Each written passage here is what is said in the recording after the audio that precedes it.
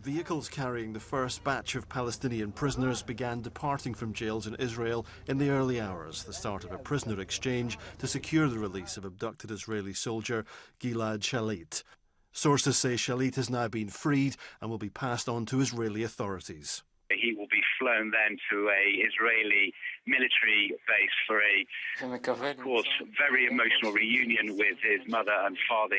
They were accompanied by Egyptian security personnel who mediated the swap deal.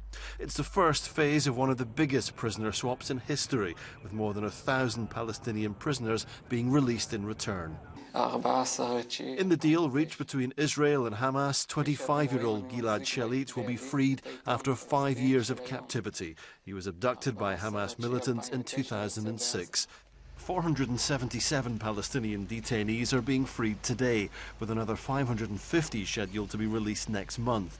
Israeli President Shimon Peres has made it clear that negotiations have been difficult and thanked the Israeli government for taking collective responsibility.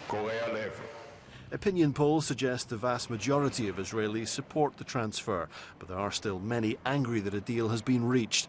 Benj Benziham's sister was killed in a cafe bombing in 2002. At least one of the Palestinians being released was convicted of her murder. This treaty is tainted with the blood of victims of terrorist attacks. Israelis will pay the price with blood once again.